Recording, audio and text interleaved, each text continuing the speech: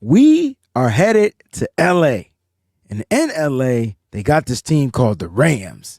They make a certain sound, but we ain't going to take it there. Now, listen, I know they're dealing with some injuries, but they still got some dangerous players. Mike, on the Rams, you get to talk about who those dangerous players are. You ready to get down to it, baby? You B.A.M right.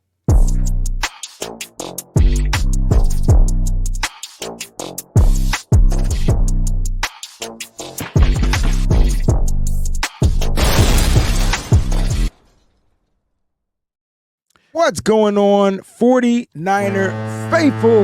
Welcome to the B.A.M show, the best damn show on YouTube right now. It's your host, WayneBreezie, Mike Andrew. Shout out to everybody that's watching this joint live, having a good time in the comment section. Appreciate you. Make sure you hit that like button. Don't forget to subscribe if this is your first time watching. All you got to do is click on subscribe. And make sure you leave a comment in the comment section. Trust me, on them weekends, when I wake up in the morning, I'm going to go through comments. And if you come for me, I'm coming for you. Mike, what's good, man? It's Wednesday. It's Dangerous Minds Wednesday. It's kind of like we kind of get down to these dangerous players and who, we need to look out for offensively and defensively. And what we're going to do is shift gears. We're just going to focus on the opposing team. I think it's more important that we become the ops. Like we do our work, do our homework. I like that, man. I like that. You said Dangerous Minds, and right away I go right to Cool Ale. Been spending most of lives living in this dangerous gangster's paradise. Yes. Yes. Yes. Yeah, man. I absolutely love it, man. But no, man, it's a good day over here, man. Wayne, man, I'm excited. I got a new toy that just got delivered. I don't know if you anything like me, cook man. a whole turkey in that joint, man. I'm gonna try, man. This joint, you are. I'm so like I get excited over like stupid stuff. Like I bought a drain rack, right? Like for my dishes, and it can extend over the top of the whole sink. It's that's double perfect. layer. Oh, I like that. Like this joint, it's like the Cadillac of dish drainers. Send me that link, man. I like that. I got you. I'm gonna send it to you. And then the other thing I just got is my over the range microwave. So my other microwave burnt out last week, and now that new one's here. So I'm excited to get that one. You know what I'm most excited about on this new one? What's that? It's got a plus 10-second button. You know all microwaves, well, most of them got the plus 30 seconds. Plus 30, yeah. But sometimes 30 is just too long, right? You don't really need both of the 30s, right? Like you don't want to put a whole minute. That 10-second button, bro, that's a game changer, right? I can't wait to use it. All you have to do is just push 1-0 start, though. Yeah, but you could just push one button. No, I know. I'm just saying, like, for those that still saying. rock the plus 30s, you know what I'm saying? You listen, you plus 30, if 10 seconds is too long. Come on. I know you've been standing next to the microwave and the popcorn's going. I'm no longer a fan of microwave popcorn. I'm not a fan of it. I'd rather Jiffy Pop that joint on the stove now. It stays hotter longer. It feels more fresh. I'm no longer a fan. Do they make different flavors? The Jiffy Pop, they actually do now. Yeah, they do. I never had it on the stove. You cook it over the stove. You cook it over there. When I was young, they only had the plain flavor. You had to add your own salt and butter. Right. They make flavors now, man. Jiffy Pop is in. Shut up. Nah, dog. I'm about to go get some. Oh, this is great. You just gave me something to do with the kids now. So I can just go to my grocery store. They sell it with the handle and everything. Yeah, the man. Foil lid. Yeah, man. Yeah. It's way better than cooking with radiation. You know what I mean? Okay, all right, go. That's not. Listen, cool. I microwave food. Don't get it twisted. But you're right. Sometimes 30 seconds be too long, and that's why. Like I'll hit the 30-second button, and then if it only take 10 seconds, man, I'm taking it out. Yeah, just open it out. There. Or I just go 1-0 start. Okay, I don't like stopping the microwave before it hits 0. And I hate when my food overcooks in the microwave. So I'll be like torn. I'll be like, it messes with me. This is all for my OCD. That's what this is. Got you. Speaking of microwave, the Niners play the Rams this week. They're going to be without Deebo Samuel. They're going to be without, obviously, Christian McCaffrey. But it seems like the rest of the team is pretty healthy. The Niners are going to L.A. with a pretty healthy squad unless something pops up. Now Deebo came out on his podcast. Mike, I don't know if you got a chance to check it out. And he kind of let everybody know, man, he going to be out for 1 to 2 weeks. You know what I'm saying? 1 to 2 weeks. I feel like this is Deebo getting one of them veteran breaks, like early in the season or something like that. Like, just feel like every four games he might get a 1 to 2 week off or something like that. Like, right? So that's like 4 games he'll miss, in a 17-game season, which is not bad, I guess. But Deebo's been out there doing his thing, man. How different do you think it's going to look for the 49ers without Deebo? They already didn't have Christian McCaffrey, but they're playing a Rams that's going to be without, as of recent, man, they just put their offensive lineman Jonah Jackson and their starting safety Jack Johnson III on the injured reserve. I believe Cooper Kupp is not on there as of yet. Puka Nacua is on there. The rest of the offensive line is on there. They're pretty banged up. They got about 7 to 9 players out. Yeah, it's tough for me, man, Wayne, because one of the things I've always wanted the Niners to do is take advantage of when a replacement player is in there, right? And it's just never really like I feel like Kyle don't really stray from his game plan. Like when we lose a corner, like the next 2 plays, the opposing quarterback is going after the replacement corner, right? Like they just going to test them out, right? I don't know that Kyle necessarily does that. I don't know if Kyle takes those kind of cheap shots, that low-hanging fruit. Kyle don't really do the hurry-up offense like that. Like it's just, we're not trying to catch y'all slipping. Like we just better than y'all. Like Kyle has that bravado about him. You know what I'm saying? I think that with the amount of injuries and replacement level players that are starting for the Rams, we should get through this even without Deebo and CMC. But I'll be honest with you, man. I'm really excited about this game because I am curious to see how Brock Purdy performs without those 2 guys. Those have been his mainstays. He's never been without CMC. Now he's without CMC and Deebo. I'm interested to see how they spread the ball around and his confidence level in other players. I like that you said that, man. I think this is a game where Brock Purdy can kind of get out there and just get back to being like the efficient guy, like the guy that's going to spread the ball around. The good thing is the Rams don't blitz a lot. Like when Brock Purdy's not being blitzed by specific types of and it's specific types of blitzing, right? We're talking, the delayed blitzing, because if you go back to that Vikings game, he was blitzed 51.1% of the time, but it was just the scheme of the blitzing was crazy. Like they would blitz a linebacker, then they would blitz a defensive end. Like, how do you blitz a defensive end? Like, it's because they would take the outside linebacker and line him up on the line, so he takes on the tackle, and then the end is free. Like, and you're not expecting. It's weird, bro. Like that.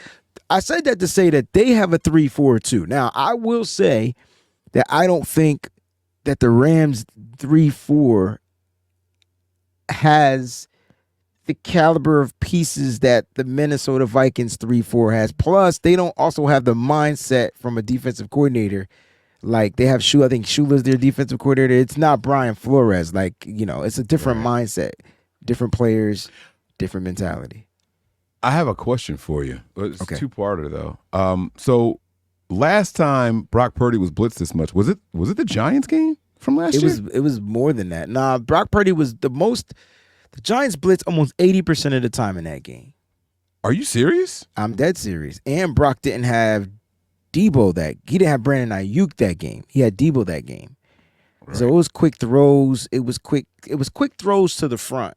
So when we talk about screens and things like that, it's more like, screens got to be, I believe, they're behind the line of scrimmage, right? They have to be, is that what considers a screen pass or no? Screen passes don't have to be behind the line. No, a screen can happen anywhere. It's about the blockers in front of you. The bubble screens don't particularly work too well for the Niners at this moment. But if they set the screen up where it's right there, like right in front of them, like the tight end screen, which was right in front of Brock is more efficient in those type of passes. I would like to see Brock and deal with the type of passes that he can be more efficient in. So Kyle Shanahan game plans properly. This is a game, in my opinion, where Kyle will take advantage of their weakness because that's what Kyle likes to do. All the teams we struggle against have good linebackers. They might not be as great as the Niners linebackers, but they're great enough, they fast enough, they strong enough, they smart enough. That's where we struggle. And do we think the Rams have that? No, absolutely not. They don't. So who's the player to watch out for? on the Rams defense then. So let's talk about the defense, man. The Rams got a couple of players, right, that I want to focus on. But today we'll pick one. I like Byron Young. He's their outside linebacker. And so outside linebackers are a little different than in a 3-4 defense. They're a little different than like your linebackers, right? They're not playing inside. They're not really responsible for the run. They are responsible for getting outside. If the Niners love this outside zone type of style of running that they like to do, they will be responsible for that. They got 3 different defensive linemen up front. They got their 2 ends and the nose tackle. And then they got their 2 outside linebackers left and right. And then they have their inside linebackers. So I think their inside linebackers is their weakness. I like Byron Young. This is the guy that I feel like is going to be one of the dangerous guys you're going to want to pay attention to. Last season, he was phenomenal, in my opinion. He had, 8? He had, let me just make sure I get the right number. I think he had 9. He had 8 sacks last season, I believe. 8. Yes, 8 sacks last season, 2 forced fumbles. This year, he only has 1 sack, 4 solo tackles. He does have a quarterback hit. And 2 tackles for a loss. So 2 of his tackles are for a loss. Their defensive front is a little different though this year, right? Just because there's no big nose, there's no Aaron Donald in the middle, right? So like it makes it a little different. But did Aaron Donald retire this offseason or the one before? This one. He played last year? Yeah. It just doesn't seem like it, but he was still like it dominant. Like it seemed like okay. All right, I'm sorry. I didn't mean to cut you off. No, you didn't. I just wanted to know your take, man. Anything on Byron Young? About to say Bryant Young. Yeah, look at you. About to get me excited, right? I got a lot on Bryant Young. Pause. 19 quarterback hits last year, 8 tackles for loss. I mean, this guy was, I think that's a pretty good rookie season, if I'm being honest with you, right? Like, this is a guy that seemed to play his position well, and he worked his way right into the starting rotation. This is something that I've talked about with, Sean McVay having his replacement level players ready to go. This is why I said this might be considered what I consider a trap game, right? Sean McVay's not afraid to play his rookies. We have a little bit more apprehension for that here because we have such a deep veteran team, right? The Niners are one of the oldest teams in the league, if not the oldest.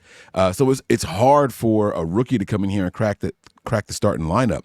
This young man goes in last year and he starts 16 of 17 games, plays in all 17 of them, and then he picks up right where he left off, where he's 2 games, 2 starts. He's already got a sack. I mean, he's on pace for another 8 sacks again, and he's already got a couple tackles for loss. He's on pace to beat his tackle for loss record. So he's still just as effective as what he was last year. Now, the opponents that they've gone up against, maybe that's a little bit different, right? Like, they went up against Detroit. Detroit's offensive line versus 49ers. I don't know. I might have to give that nod to Detroit, right? But then the Cardinals' offensive line versus the Niners, it might be a little more similar. But you have a more mobile quarterback over there in Kyler Murray. He got the tackles for loss on both those guys, but the sack came against the stationary Jared Goff. So, that's going to be something that Brock Purdy is going to have to look out for there. Do you expect Brock to remain stationary in a game like this where you watched last week that the Niners struggled in a 3-4 defense? They struggled off the edge. Trent Williams gave up 4 pressures and a sack. McKivitz gave up 6 pressures and a sack. Do you feel like that part of what the Niners need to do is to get Brock outside that pocket to kind of like trick a guy like Byron Young? God dang it, man. You need to change his damn name. That's what you need to do. To trick a guy like Byron Young, who's seen the 49ers at least 2 times in his young career. This will be the 3rd time, being that this is his his sophomore year. Yeah. It's less about tricking and more about getting Brock Purdy comfortable. I think Brock Purdy doesn't mind moving. I'm not going to say that he likes it necessarily, right? I think Brock is a very good in rhythm and rhythmic thrower of the ball. But I feel like Brock Purdy likes to move. They'll snap the ball and there'll be a little inkling of pressure. My man will spin and be looking down the field. He wants to be the thrower. He don't want to run the ball, but I think he wants to move a little bit. I think he wants to feel like he's playing football, not being so robotic. I was hoping that they got him on the move a little bit last week. We never really made those adjustments. Like, slide the protection, move the offensive line, let Brock move around a little bit if we know we're getting pressured this much. We didn't quite do it. Maybe Kyle learns from his mistake. Maybe he gets his young quarterback in the room and says, hey, what would have made things better last week? And maybe Brock says, I'm okay with moving. Like, you can move me around a little bit, and I'll still get these guys the ball. I promise. Like, you got to trust that I can make these throws. Maybe if we move Brock a little bit, he would have seen some of the checkdowns. You know what I'm saying? Like, maybe that changes the way he reads the field if he's moving around a little bit. You know, half field reads or something. You know, like maybe something like that would have helped him. So I do hope that happens this week. Yeah, I mean, as far as him, not seeing the checkdowns, just a little pushback there. I mean, checkdowns right in front of you, dog. It's not much you need to see. So, like, and that's part of the checkdown game. Like, and Brock spoke about going through his progressions. When I look at this Rams defense, I mean, the biggest key piece that's missing is Aaron Donald not generating the pressure up front, which is right in Brock Purdy's face. And so that's why I'm looking. This is a game where Brock Purdy should be able to take advantage of their young defense, especially over the middle of the field, if he's not being pressured.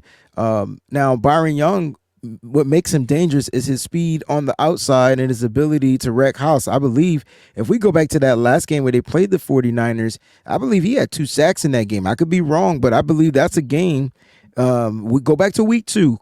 Not week 2. Go back to their first game against the 49ers, if you can, Mike, and just see what his stats were in that first game. I know the second game, it was the last game of the season, didn't really count. Nobody really cares. But the first game is where I saw him being disruptive, and whether you line him up on Trent's side or Colton McKivitt's side, this is what makes him dangerous. Not sure what his stats are. I'm just guessing. I'm going back to what I remember him doing against the 49ers. Like, you know what I mean? I could be wrong. He might have had 0 sacks. So he finished with 1 sack, but he was disruptive. He had 5 combined tackles. He had 2 quarterback hits, not counting the sack, by the way. Not See what counting I'm saying? The sack. And he played 91% of their defensive snaps. He was a contributor on special teams. The kid, he was all over. Yeah, and that was as a rookie, bro. Like, you know what I mean? Week 2. But here's the thing, though. It's different. I don't know how much of Aaron Donald not being there enabled that. How much Aaron Donald being there enabled that. He's no longer here. I don't know if that's going to change the game. We talked about what his stats look like this year. But again, you pointed out Detroit offensive line, probably the best in the game. Cardinals offensive line, probably not the best in the game, but they had a mobile quarterback. Now you're dealing with an offensive line that's probably mid-tier of the game without a mobile quarterback. Can Brock move? If the coach allows him to, if the play says to move or whatever, that's why I asked you, Brock's going to probably need to move if he's trying to escape the pressure, because this kid, Byron Young, is going to be coming for Brock Purdy. Hands down. Let's flip the script to the offensive side. Mike, who we got offensively, when you look at the Rams, it's tough because they're missing Puka Nacua. That's the player that took care of the 49ers that week 2. We still won the game, but he was a problem. We couldn't stop him. Cooper Kupp has done his damage. Those 2 players are out. They will not be playing. Now, there are other wide receivers, Tutu Atwell, I think he's wide receiver 3, DeMarcus Robinson, wide receiver 2 or 1, and then they have the rookie Jordan Whittington out of Texas. Not the best wide receivers, but you talked about the Niners last week taking advantage of second-tier wide receivers in that game. But who do you have as the most dangerous offensive player for the Rams? Yeah, I think tendency would lead towards their quarterback in Matt Stafford, right? But the truth of the matter is, I think the Rams are going to live and die with the success or failures of their young running back, Kiron Williams.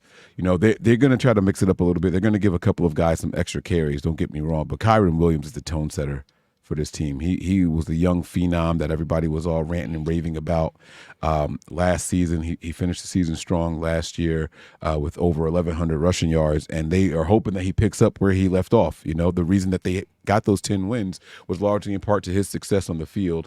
There was no Cooper Kupp for him even then last year, so he had to pick up a larger role, and I feel like that's kind of who this kid is going to be. I think that's how he's going to be. And he was even a little bit of a pass catching threat. He'll catch a ball or 2 in a game. So he's someone that is going to be like their all around guy, and they want to see him be successful. He's already on pace to shatter his receiving yards already.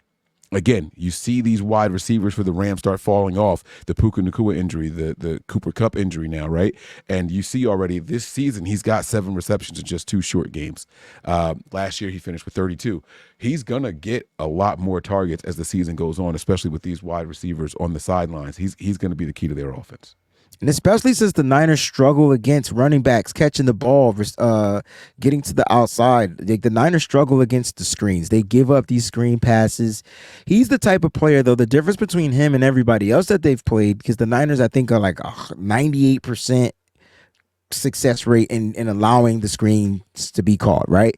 The difference between the other teams, the 2 teams that we played, and this team, like, Aaron Jones, Vikings, week 1. Who do we beat week 1? Trying This to year? think of, yeah. Week 1, we beat the Jets. So Brees Hall, right? So you didn't see them utilize the screen as much. They were trying to get the ball to those guys. The Niners were they were able to eliminate Brees Hall a little bit. He had a couple of explosive plays later on in the game. Aaron Jones had the one big explosive play in this game on a pass or whatnot. But this is where Kiron Williams, in my opinion, feasts. If you go back to last year, if you go back to that week 2 game, he couldn't run the ball against the Niners, but when they got down to that goal line, they were able to throw it to him. He's very deceptive out of that backfield, and the Niners can't stop the halfback screen. They will halfback screen it to Kiron Williams all day. Just rushing, though, he has 30 attempts already on the year for 75 yards. I know that's nothing compared to what Jordan Mason is doing, but this is not about that. This is about how they're going to probably try to utilize him, because Matthew Stafford's going to lean on his running back a little bit more. And then he's responsible for 2 rushing TDs. Now, you talked about he's averaging, what is he averaging per carry?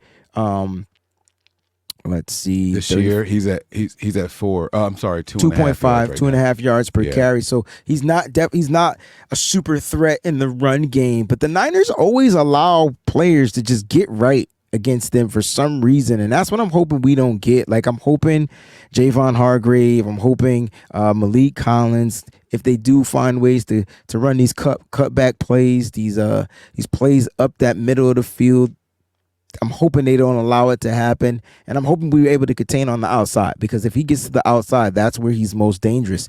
It sounds similar. It's a Kyle Shanahan system over there in Los Angeles, right? Outside zone, but catching is my issue. Like, this cat has been targeted 8 times. He has 7 receptions, and he already has 31 yards. Doesn't have a score yet, but if they get the ball down to that goal line, this is who they go to.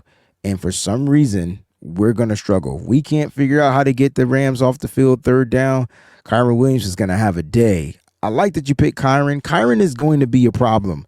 And the Niners, I feel like he's got to be the focal point, right? You don't focus on Matthew Stafford, right? You got to focus on this kid, right? You want to take Kiron Williams away from Matthew Stafford, force him to throw the ball down the field. Yeah. Yeah, so I was going to say, Matthew Stafford's kind of already, his role in this offense has already been, in this upcoming game, has already been predetermined. You don't have your short, twitchy guys to get these intermediate routes to now. You got Tutu Atwell, who likes to get down the field. Maybe you try to get some stuff, some little tosses to him or something like that, some of those jet sweeps or something like that, right? But as far as passes, Matthew Stafford's going to have to depend on medium to long range passes in this game, not a lot of short stuff, unless it's going to Kiron Williams. So that's where we see Fred Warner come alive, right? He's going to neutralize him there. So this is really, really all about the young running back, man. I'm sorry, it is. It's no disrespect. No disrespect at all to Matthew Stafford, but it is what it is. Let's talk about how dangerous he is, though, as far as if we're able to not stop this guy. Like, so what do you feel makes him the most dangerous player offensively? Let me ask you this. Let's say they have Puka Nacua and Cooper Kupp. Would Kiron Williams still be that dangerous player for you from the Rams? I don't know. I'll tell you why I don't know for sure.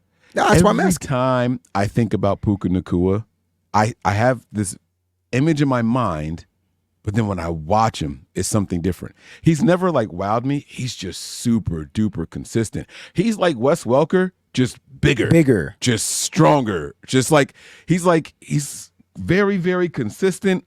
He will do exactly what you're asking him to do. but he just does it well with a huge catch radius. You know what I'm saying? That's and a like, good point. That's a good point. I kind of feel like it might be him if he was healthy. Interesting. I still feel it would be Kiron Williams. Ooh. Because now the Niners would draw their attention to Puka Nacua. They played him, right? They know what Puka can do. He's going to keep the chains moving. So we're going to try to find our way to negate a little bit of Puka. And now you still got to draw attention to Cooper Kupp, who will run underneath and whatever. So I feel like if both of them were here, it would only make Kiron Williams more dangerous. Because now the question is, oh, shoot. Now he's going to be able to run the ball. Oh, shoot. Now he's going to be able to catch. Like, he's going to be the check down. He's going to be that, right? And so because they're missing their check down king, Tyler Higbee, he's not playing. Because they're missing their moving chains guy, Puka Nacua, he's not playing. Because they're moving the guy that just get open all around the football field and Cooper Kupp, it's going to shift to Kiron Williams as the most dangerous player. But if those three guys were here, you would have to attest for them. You're not trying to take away Kiron Williams. You're trying to eliminate one of them other dudes. And in that, it will only make Kiron Williams a little bit more dangerous. That's just my philosophy on it, right? Like it's not like if you were playing it's the same thing if you were playing the 49ers, but Kiron Williams, smaller in stature, but he's their Christian McCaffrey. I hate to say it. Like that's who he is. That's how dangerous he is on the football field. That's interesting. I like it, man. I'm just looking through the rest of the roster, just trying to find out if there is someone else I could maybe possibly give the nod to. But you just keep nodding your head because there's just not anybody. Yeah, I know. Yeah, I mean they're trying to get Blake Corum involved. You know. Now see, now I'm glad that you mentioned that, and I'm not going to say this because I'm a Michigan guy, but this would be the perfect game. No. Hear me out. If I'm Sean McVay, this is the perfect time to use Blake Corum. Perfect time. And hear me out. Don't expect it. That's number one. And number two, if this is a copycat league, like we say it's a copycat league, look what Ty Chandler did to the 49ers run defense compared to Aaron Jones. The Niners were prepared for Aaron Jones. They were prepared to stop the outside zones. They were prepared to take that away. Where'd the Niners get gashed? Power runs right up the middle. Right. Yeah. I feel like everything was right in the middle of the field. Power runs right up the middle. And what is Blake Corum known for? His low center of gravity. He's tiny. He's hard to tackle. This would be the perfect game for Sean to throw a curveball. And you started to show off by saying Sean ain't scared to use his rookies. Mm-hmm. Whereas Kyle Shanahan with Isaac Guerrero would be scared because he didn't follow the hole on the run and he cut back in and ended up getting no gain. So now he's probably going to be benched for the rest of the season because he made one small mistake. Mm-hmm. That's the difference in the philosophies, though. Yeah. Yeah, it's kind of it's almost criminal if I'm being honest with you, man. Like because I'm not saying that Sean McVay is a better head coach, play call or anything like that. I love that they get these guys in there and they say, "Hey, we brought you in to be a football player. Let's get you started playing football, and we're gonna learn you as you learn us." You know, like that has a value down the road. Maybe it's not good for immediate success. The Niners, I don't think, made mistakes in their draft class this year. I think they purposely went out and got older guys, more snaps, more that COVID year and all that stuff. I think they did all that kind of stuff on purpose. But Sean McVay is not afraid to use rookies. He was doing it last year. He did it this year. He's going to do it the year before. Sean McVay is very consistent in getting his guys ready. His wide receiver leader last year, rookie of the year, right? Was rookie, Puka Nacua. So yeah. He'll do it, man. He'll do it. All right, man. That's it on our dangerous players, man. Let us know in the comment section if you feel like there's anybody else that you might fear a little bit from the Los Angeles Rams. Is it Matthew Stafford? Are you worried about him in this quick throw passing game? Will the Niners be taken advantage of in that? Let us know what you guys think in the comment section. We always appreciate the comments. We appreciate your takes. We appreciate you being here. Again, don't forget to like this joint. Feel free to subscribe if this is your first time watching the stream. The B.A.M Show. This is starting to become the hottest show out there. I know, because the numbers continue to rise. Mike, take us home, baby. We are live all the time, kicking it with the fam, bro. That's Breezy. I'm Mike, and this is the B.A.M Show.